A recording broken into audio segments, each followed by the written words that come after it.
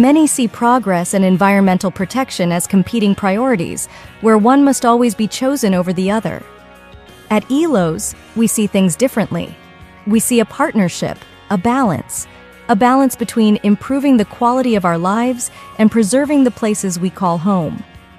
Our services make it possible for projects to move forward while also ensuring that they comply with all laws and regulations, that sensitive wetlands are not damaged or destroyed, that endangered species and habitats are protected, and that invaluable cultural resources are preserved for future generations.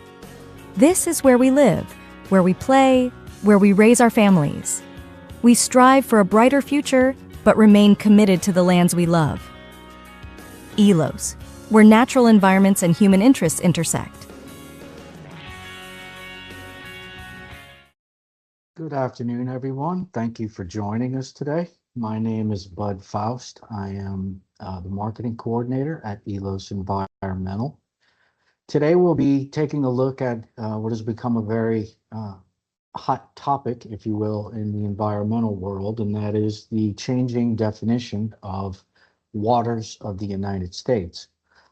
Before we begin, just a couple of housekeeping items. First of all, the presentation is being recorded and will be made available afterwards on our YouTube channel.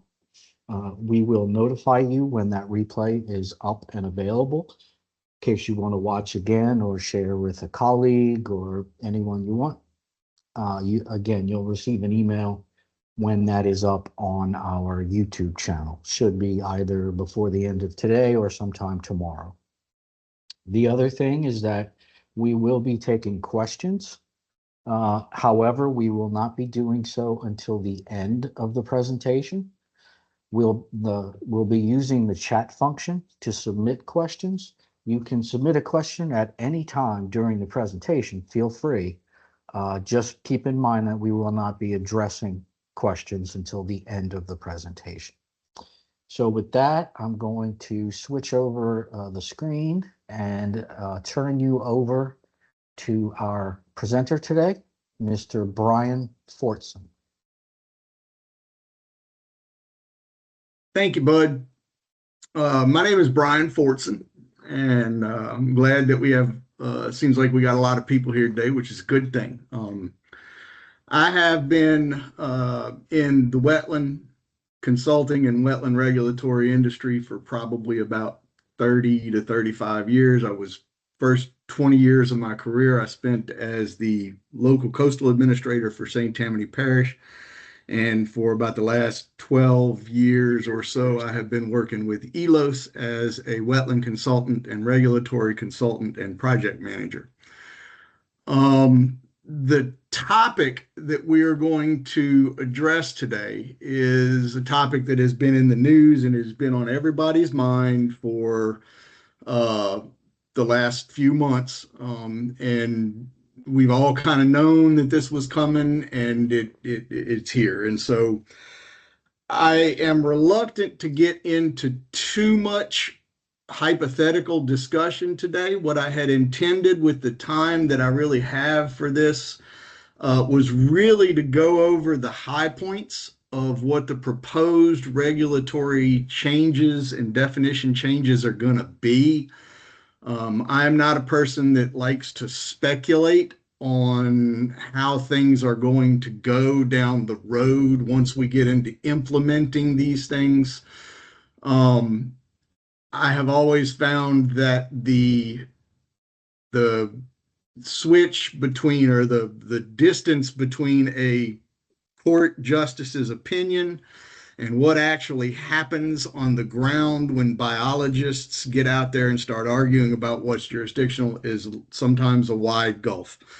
And because I understand that, I don't want to do a lot of speculation on what the potential implications of this are.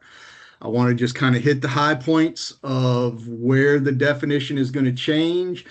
And my main goal today is to make sure as many people as possible understand that this is happening and understand that you can comment. The The real point of today is just to bring attention to this, explain it in as concise a manner as I can muster, and then give you guys some contact information and some information about where you can go read more about this stuff. And if you want, you can actually make comments into the process. And so with that, I'll go ahead and kind of dive into what's happening.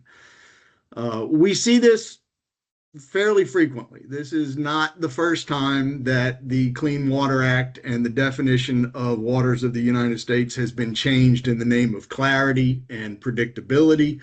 And I would submit to you guys that it's not going to be the last, and so this is an ongoing and changing definition, and I believe because of the nature of it, it will probably always be. We are not likely to ever get to a point where we're just going to settle on one definition of wetlands, and depending on administrations, that's not going to change. So, and that's been our experience through the years on this stuff. But this current proposed change is a change technically to the definition of waters of the U.S., and it's going to probably have some significant impacts, particularly in the upper watersheds. But this is coming out of a series of cases. Some of one of the more prominent ones that everybody will probably identify with is the Sackett case. And the Sackett case,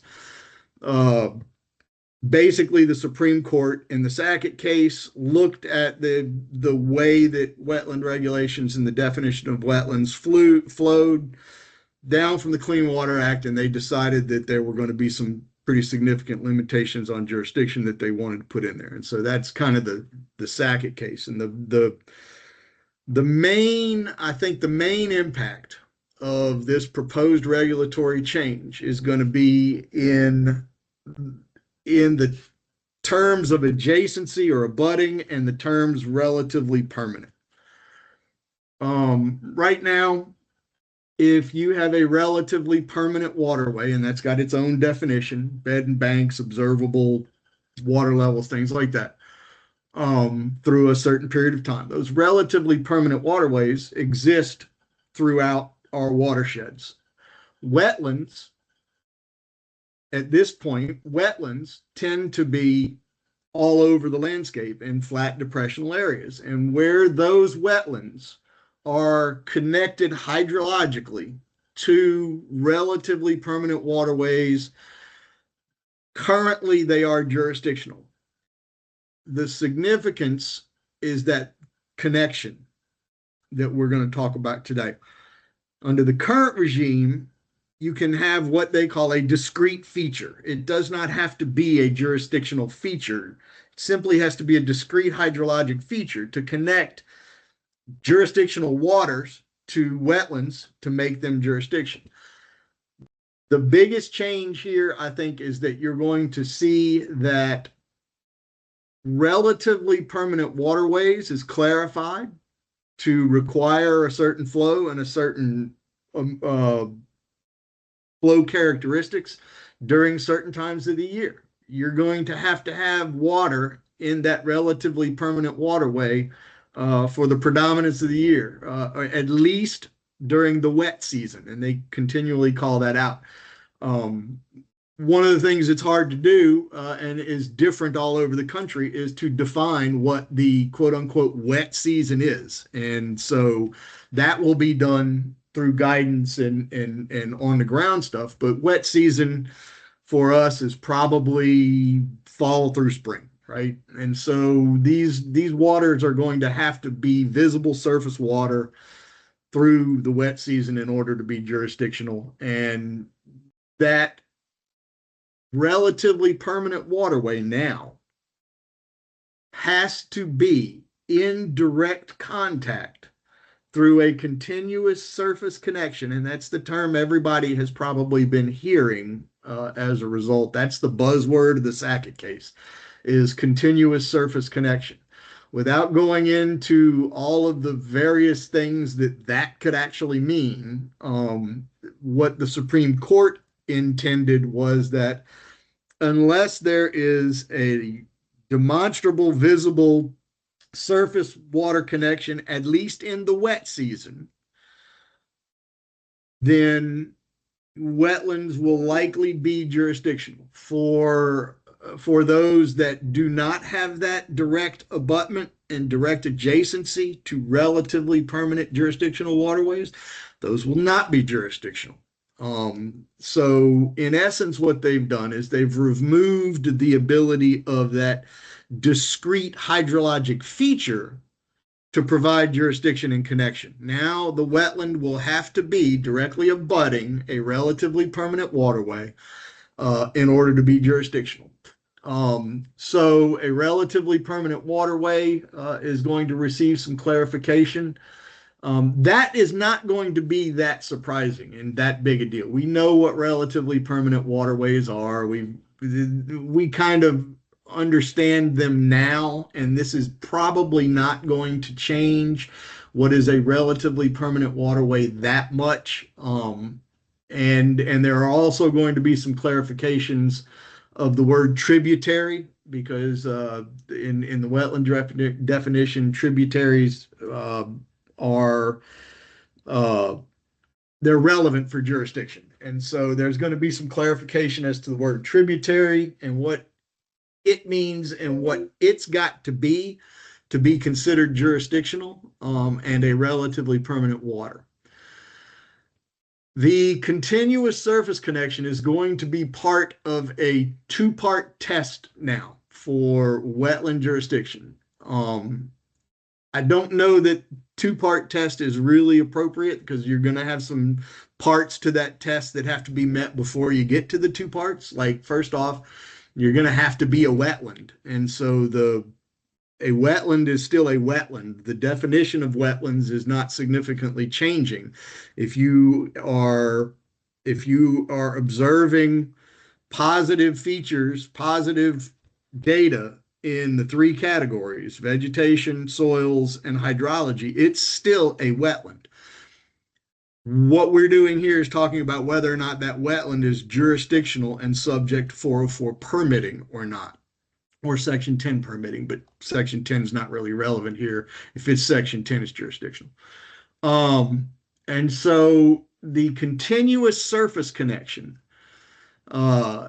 is sort of the gravamen of this case. And so once you determine that something is in fact a wetland, the test for jurisdiction is going to be kind of what I said. It must abut a jurisdictional water.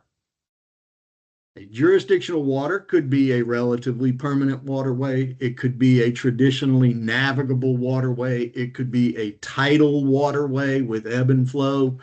But for the wetland to be jurisdictional, it must touch a jurisdictional water, right? And so that's the first part of the test.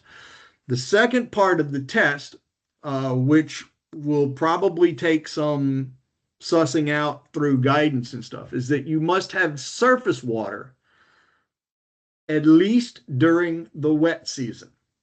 And again, for us, the wet season tends to be fall and winter.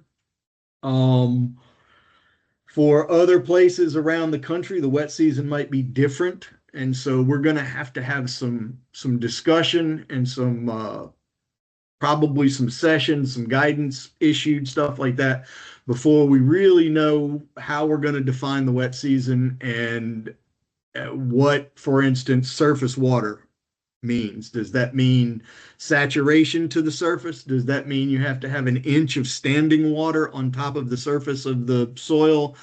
We have a lot of general terms here, and this really hasn't been out long enough for us to kind of understand yet what the really technical details of some of this are. And so that's kind of the reason I don't want to get into hypotheticals too, because they're, interpretation of this by the agencies is still going to be yet to be seen.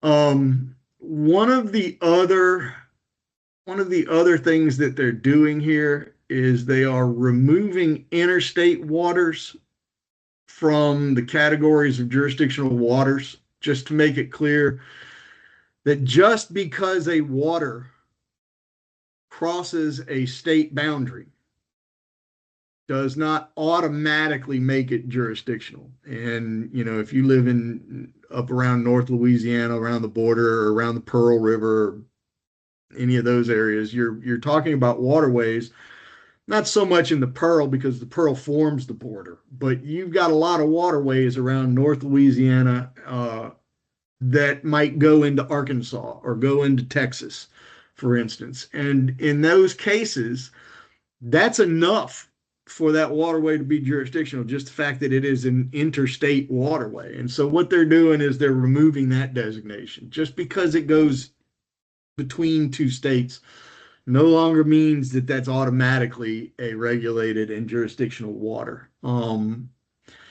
They are going to clarify, which is, I think, is a good thing. They're going to clarify and try to solidify the prior converted cropland exemptions.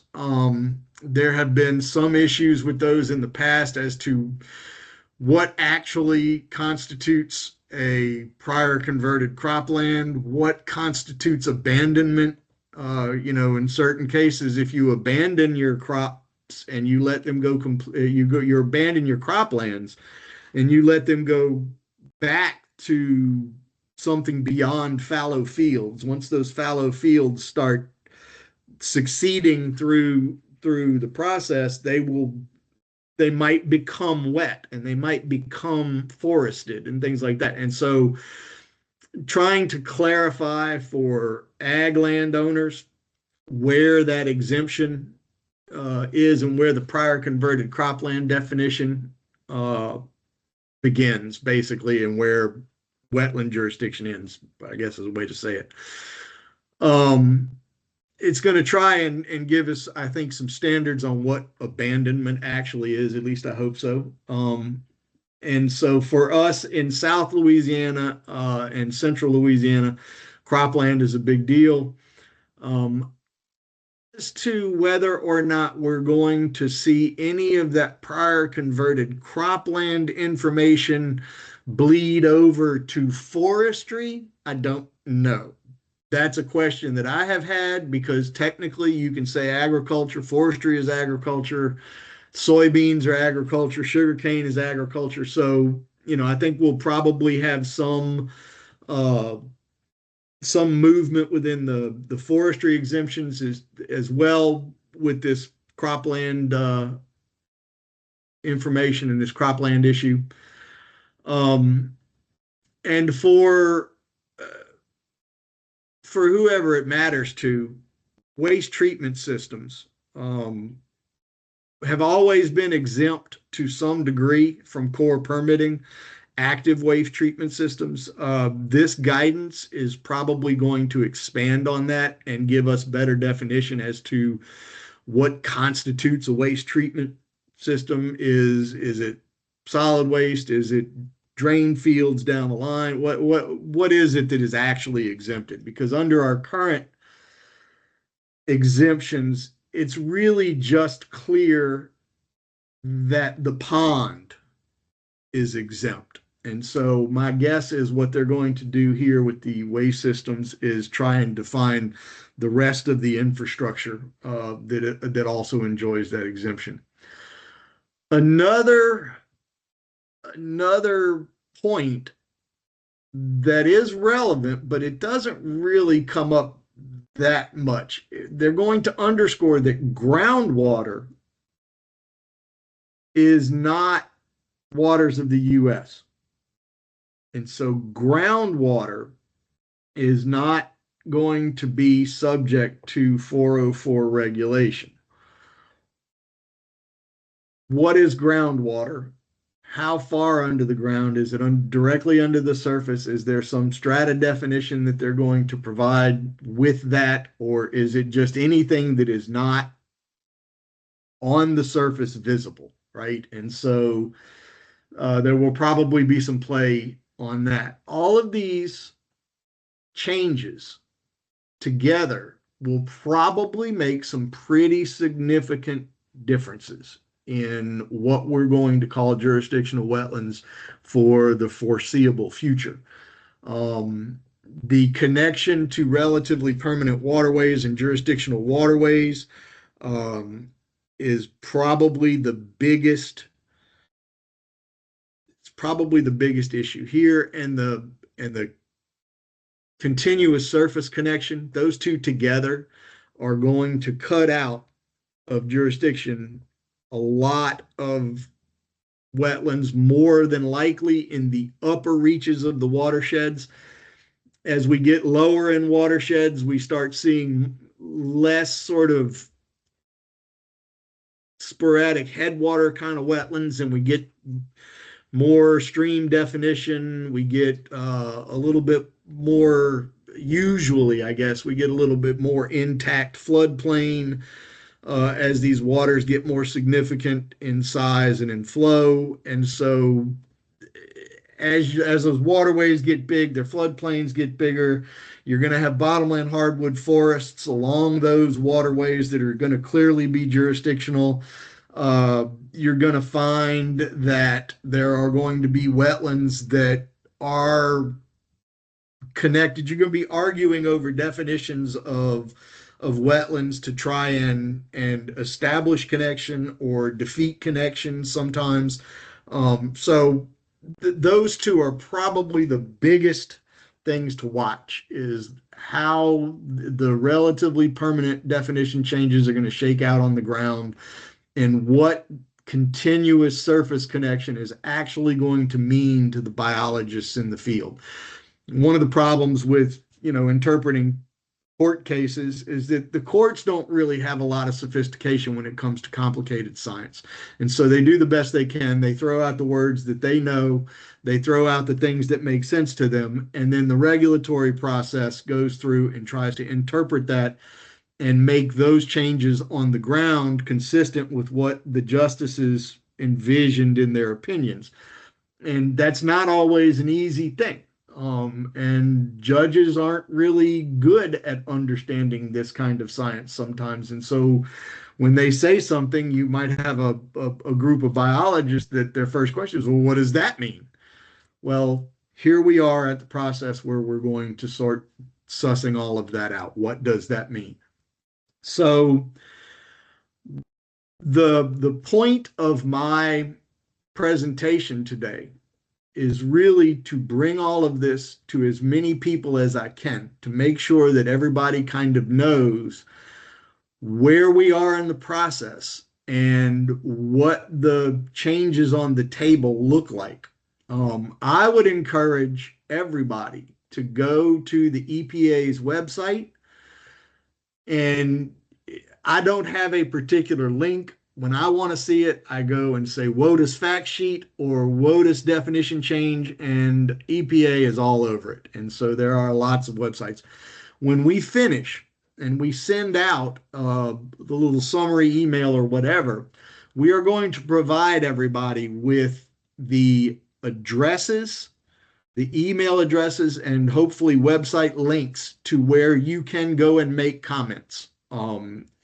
Everybody, this is out for public comment until January 5th.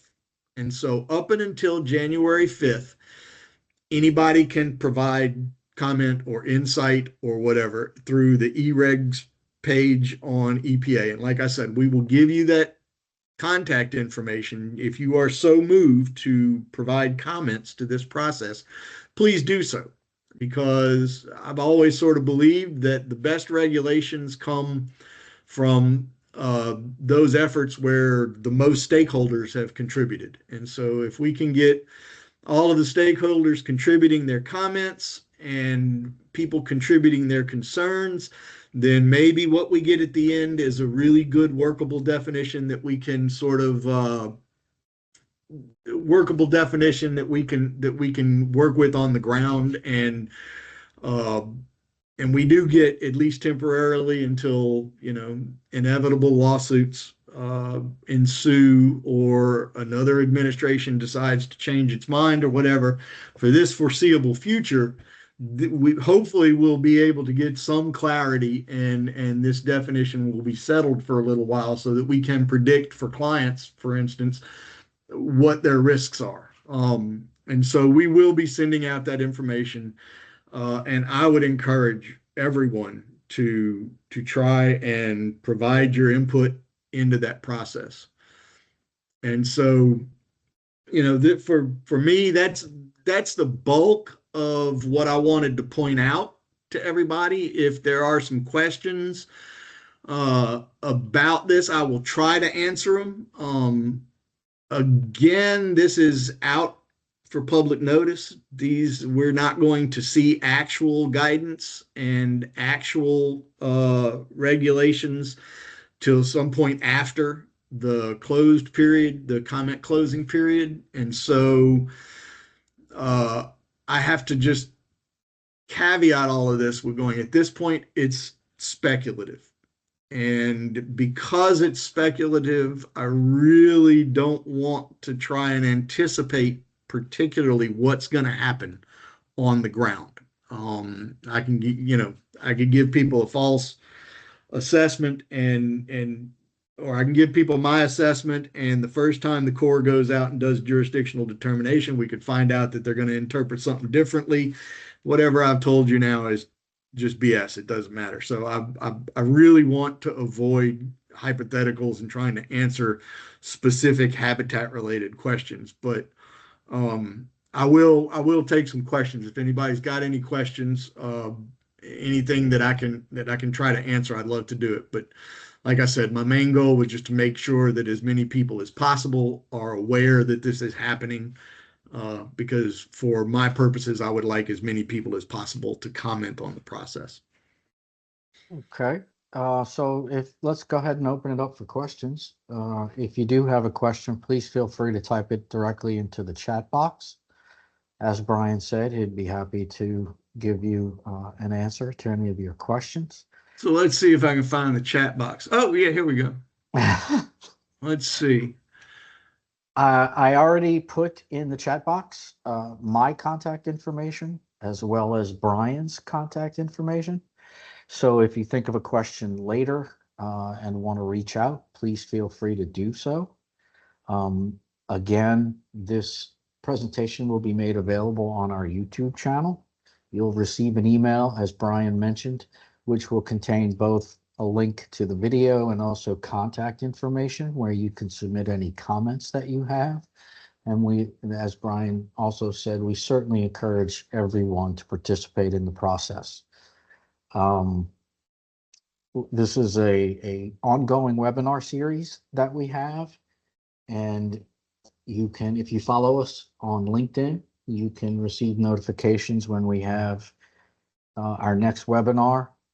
If you have any ideas for topics or anything that you would like to learn more about or know more about, particular issues that are affecting your projects, please feel free to reach out. We're always open to ideas for topics.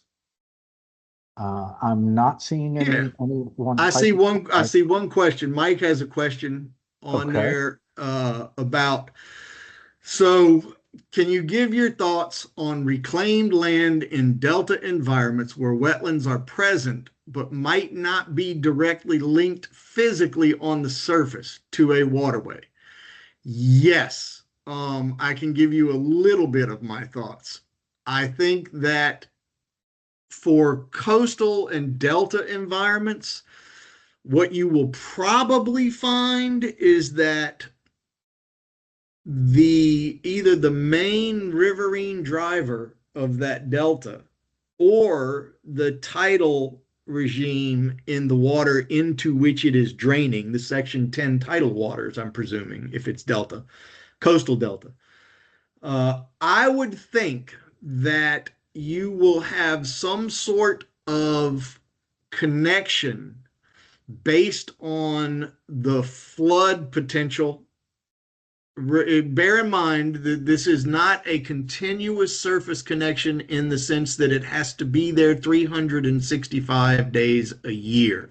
There's a lot of wording in the guidance about especially during the wet season. I mentioned that before, but the wet season in a delta environment typically involves, because of the delta formation, typically involves the flooding of that waterway.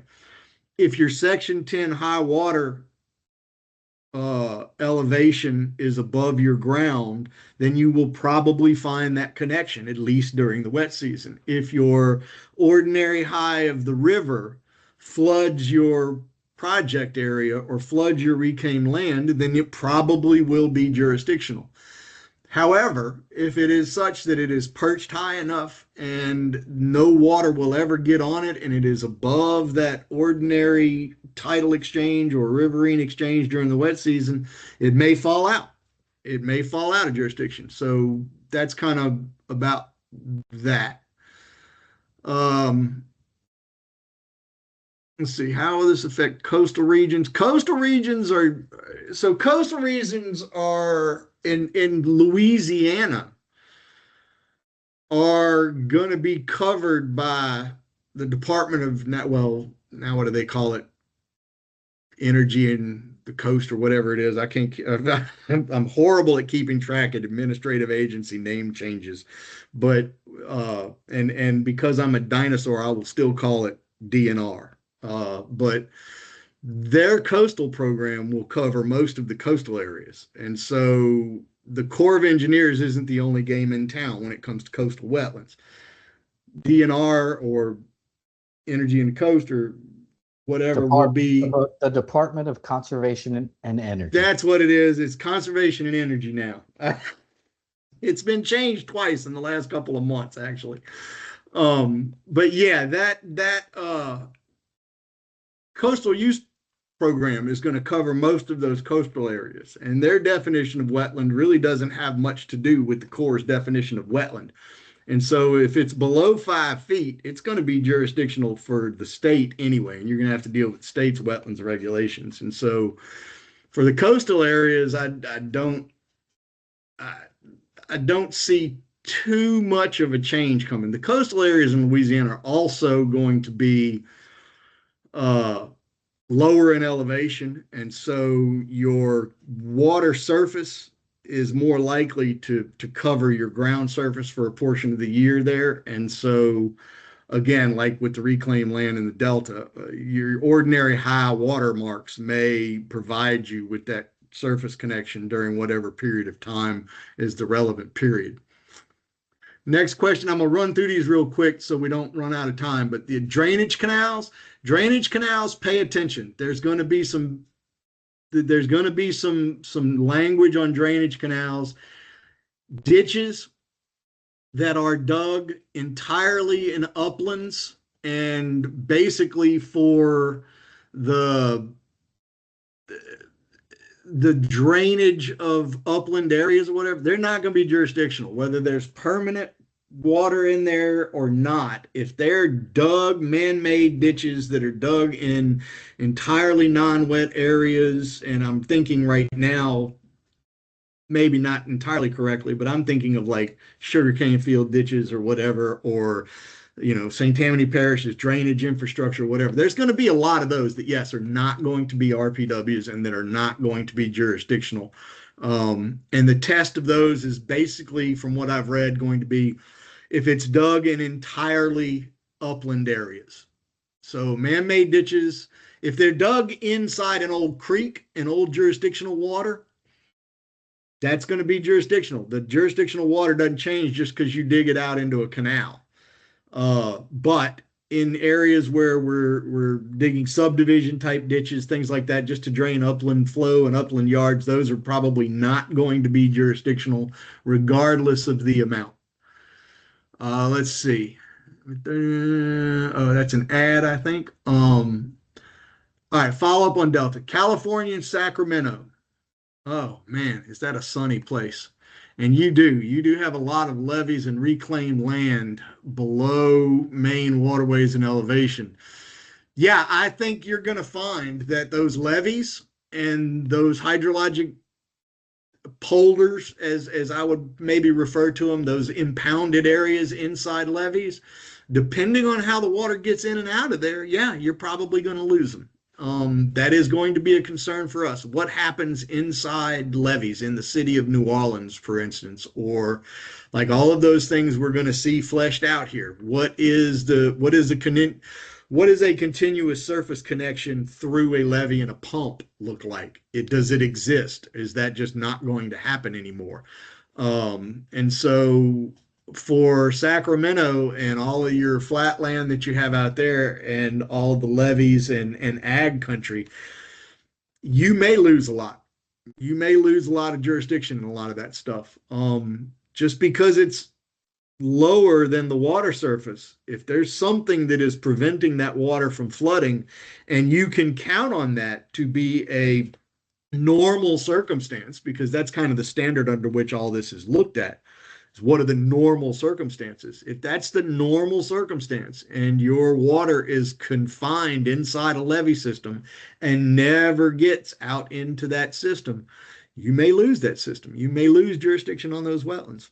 And that's just my personal opinion. I'm not sure, but if they're not flooding because of the levees, much of South Louisiana is similar. It's analogous to that. I've been to Sacramento. There's a more riverine. Ours tend to be more tidal, but in as much as you have a lot of surface area of your jurisdiction covered with levees and managed hydrology, they're really similar to the way we are. And we have the same concerns. So, but I do believe that inside of those systems, you're going to lose jurisdiction on a lot of that. And I think it will come down to what is the nature of the connection.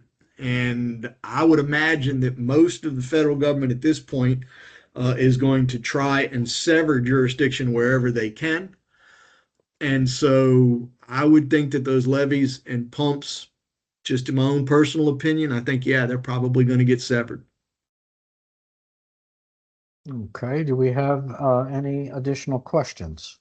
Please feel free to type them into the chat box if you do. We have just another minute or so here with Brian.